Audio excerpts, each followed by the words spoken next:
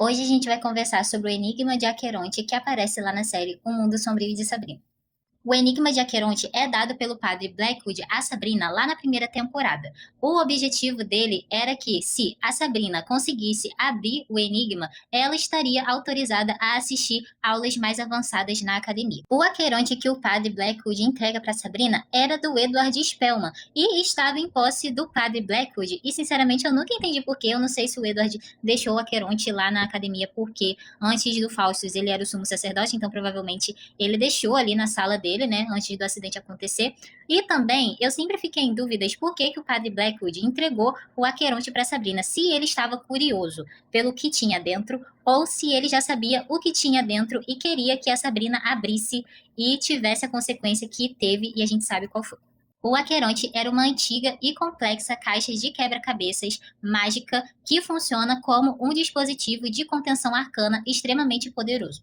Ele serve como uma prisão mágica indestrutível e foi projetado com base nas conexões místicas entre o corpo, a alma e o espírito para aprisionar demônios e entidades malignas. O Edward, como a gente já sabe, era um grande bruxo ali presente na Igreja da Noite e ele criou o seu próprio Aqueronte, com características geométricas que pareciam um caleidoscópio com padrões de cores que eram hipnóticas e viciantes que tornavam a resolução quase impossível.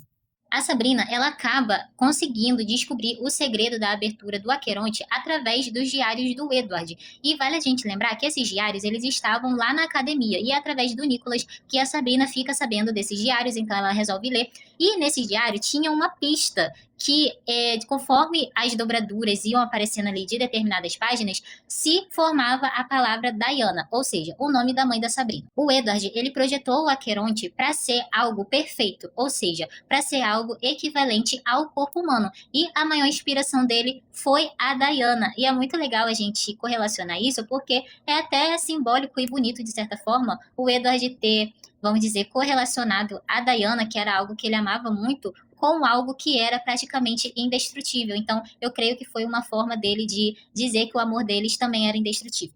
Por fim, a Sabrina consegue abrir o Aqueronte e a gente vê que é algo tão complexo que ela teve que praticamente ali fechar os olhos e se concentrar, que não era algo meramente manual, e sim ia requerer uma certa habilidade mental. E, gente, quando ela abre o Aqueronte, sai a Bate-Bate de lá de dentro. A Bate-Bate era um demônio do sono e ficou presa no Aqueronte por cerca de 70 anos, mas eu prometo que eu vou trazer um vídeo só sobre ela aqui no meu perfil. A gente vê o Aqueronte aparecendo no final da segunda temporada novamente, após o Nicholas remontar ele e fazer algumas modificações na tentativa de conter Lúcifer. Só que, apesar do Aqueronte ser algo indestrutível e ter o objetivo de ser uma prisão, não dá certo com Lúcifer, até porque Lúcifer era uma entidade muito poderosa, como a gente já sabe, e é a partir disso que a Lilith dá a ideia de um corpo humano, ou seja, o corpo humano sempre vai ser o Aqueronte mais poderoso para um demônio, uma entidade, enfim. Então é a partir disso que a Lilith dá a ideia de alguém ser o Aqueronte do Senhor das Trevas, e é aí que o Nicholas se prontifica a ser o Aqueronte de Lúcifer. Eu confesso que eu acho bem interessante como a mente do Edward funciona, e eu queria ter visto um pouco mais ali do passado dele sendo sumo sacerdote, mas me diga aqui nos comentários quais são as curiosidades que vocês querem saber sobre a Bate-Bate, porque eu vou trazer no próximo vídeo. Um beijo!